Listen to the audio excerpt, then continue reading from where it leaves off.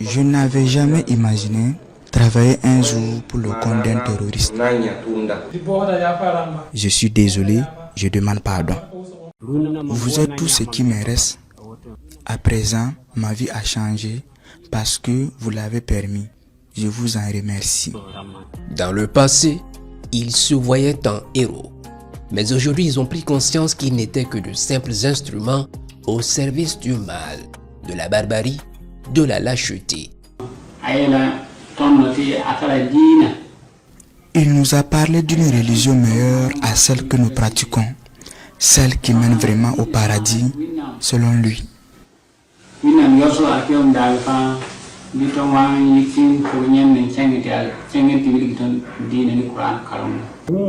Moi, j'ai eu la chance d'être capturé par les FDS. Lorsqu'ils nous ont trouvés, je n'ai pas opposé de résistance. J'ai remis mon arme et je les ai suivis. À cause d'eux, de nombreuses familles ont connu la peur, la souffrance, beaucoup ont péri.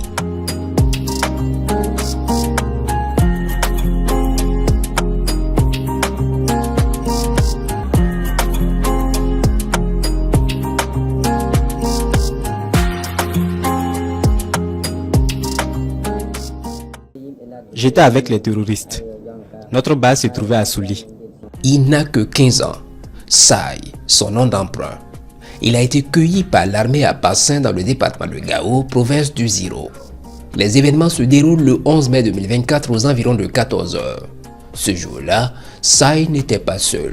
Lors d'une patrouille, les forces de défense et de sécurité de l'opération Nitiu sont nez à nez avec 3 terroristes à Passin. Après affrontement, l'un est abattu. Les 2 autres sont interpellés, dont Sai et celui-là, Duke, son nom d'emprunt. Côté ami, rien à signaler.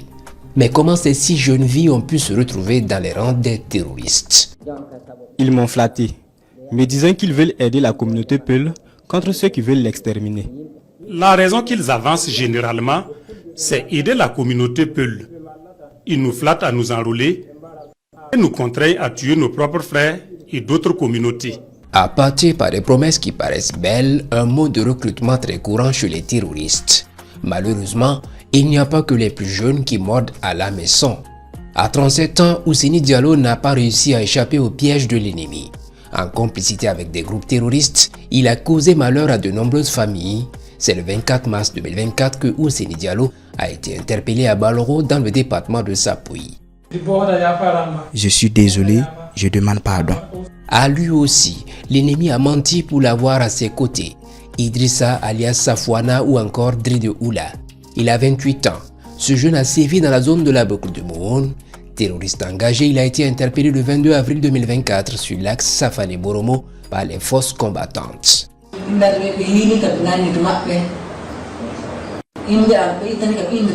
Pour m'avoir dans leur rang, ils m'ont flatté que si j'accepte les rejoindre, je pourrais avoir beaucoup d'argent, bien apprendre le Coran et ensuite, ils m'ont promis une femme. Mais bien avant ça, ils m'ont demandé d'envoyer 7500 francs CFA. Mais par la suite, je me rends compte qu'aucun des engagements pris n'a été respecté par ces hommes.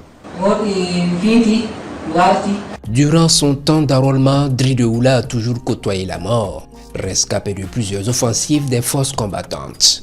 Comme lui, Kadourou Boli alias Abdul Kaliki peut remercier le ciel car son interpellation le 1er mai 2024 par les forces de défense et de sécurité du Garango dans le Boulgou est précédée d'échanges de tirs, le même jour avec des FDS et VDP de Dialgaï dans le Kouritenga. Échange de tirs au cours desquels il avait été blessé et pris la fuite avec une motocyclette d'un VDP, abandonnant son arme en direction de Garango. Ce fils d'éleveur âgé de 16 ans est un terroriste connu des services de renseignement comme informateur et combattant du GSIM, le groupe de soutien à l'islam et aux musulmans actif dans la région du centre-est, notamment dans les environs de la forêt de Noao. Franchement, j'étais un djihadiste. Aujourd'hui, je vous demande pardon. J'étais égaré. J'en suis vraiment désolé.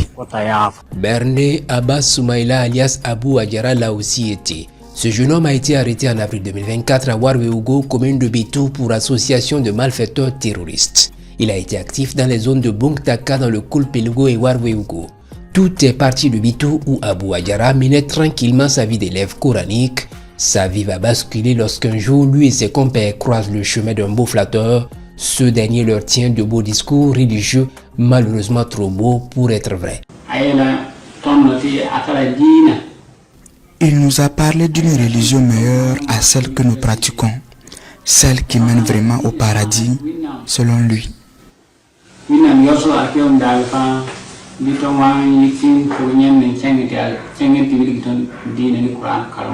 L'opération de charme va durer au moins 2 ans avant que ce jeune homme ne soit complètement emballé. Il décide de suivre son nouveau maître vers une destination où se trouvaient déjà certains de ses camarades. Arrivé sur les lieux, je me suis rendu compte que tout ce qu'on me racontait n'était pas vrai. Le mensonge est découvert, mais impossible de faire machine arrière. Abbas Soumaïla est pris au piège.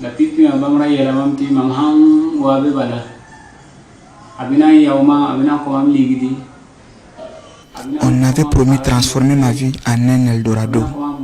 J'étais censé avoir beaucoup d'argent, une femme, une moto et autres biens. Mais j'ai compris après que mon rôle était de tuer, faire du mal, causer du tort aux autres.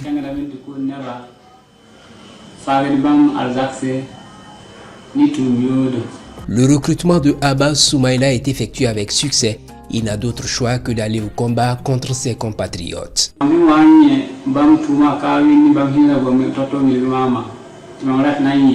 Je voulais m'enfuir, mais c'était difficile. Jusqu'à ce qu'on m'amène sur le terrain pour combattre les FDS. Et j'ai été blessé.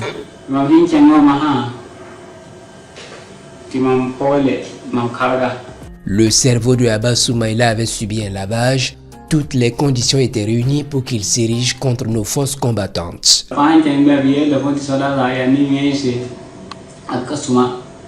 me disait que les FDS étaient mauvais, mais je me rends compte aujourd'hui du contraire. Ce sont les FDS qui s'occupent de ma blessure.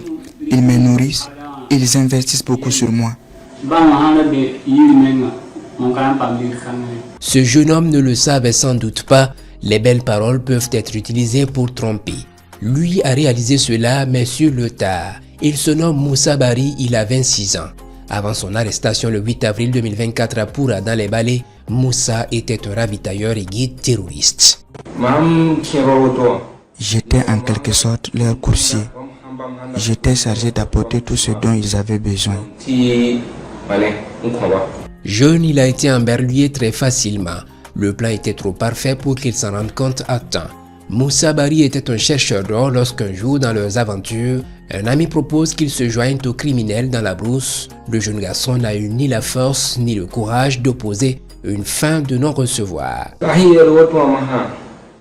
J'ai été pris de panique. J'ai eu peur qu'il ne me fasse mal. À cause de la mauvaise compagnie, mais aussi de la peur, ce garçon s'est vu obligé de servir les intérêts d'un ou de plusieurs maîtres au dessein ignoble. Âgé de 17 ans, Amadou Sondé était pour sa part un guetteur terroriste. Il est arrêté sur l'axe Sebadori par un convoi de ravitaillement alors qu'il était en mission d'observation. C'était le 11 mai 2024. Dans le groupe, je jouais le rôle de guetteur. Ce jour-là, mon chef m'a envoyé d'aller observer les mouvements des FDS et de les tenir informés. C'est dans cette opération que les FDS m'ont capturé. Amadou, on peut le dire, est un miraculé. Il aurait pu périr si l'opération se déroulait autrement. Et comme il fallait s'y attendre, son recrutement a suivi un procédé désormais dévoilé au grand jour. Ce qui m'a poussé à rejoindre les rangs des terroristes, c'est qu'ils m'ont promis une moto, de l'argent, plus une femme. Mais à ma grande surprise, aucun des engagements n'a été respecté par ces gens-là. Dorénavant, ce garçon sait combien la facilité peut coûter cher. Il se range du côté de la raison. Le conseil que j'ai à donner à tous, c'est de ne pas faire confiance à quelqu'un que vous ne connaissez pas.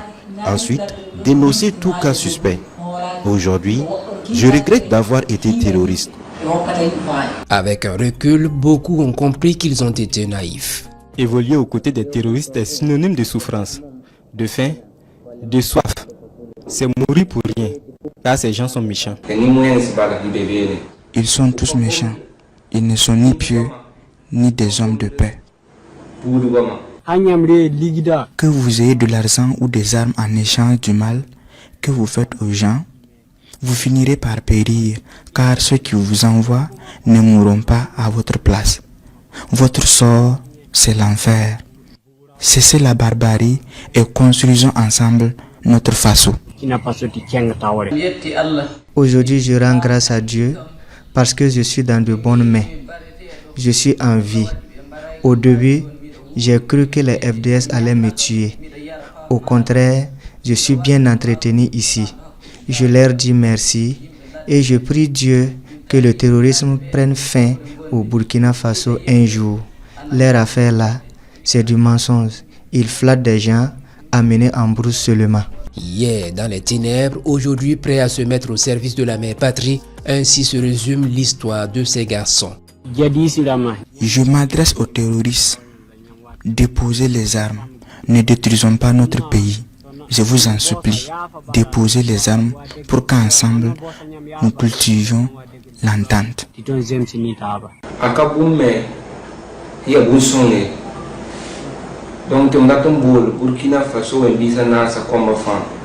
Le terrorisme ne construit pas un pays, ça n'apporte que destruction. J'invite tous les Burkinabés à s'en démarquer.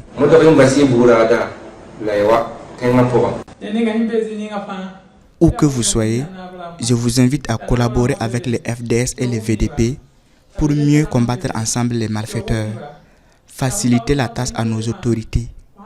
N'hésitez pas à signaler tout mouvement suspect. C'est ainsi que nous aurons la paix.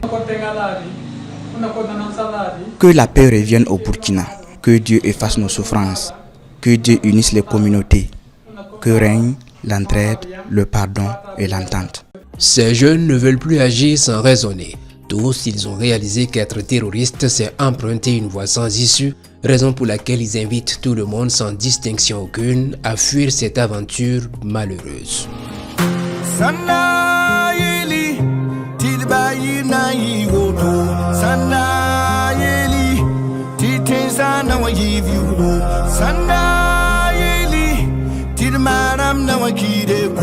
Sanda yeli mama mam kunchi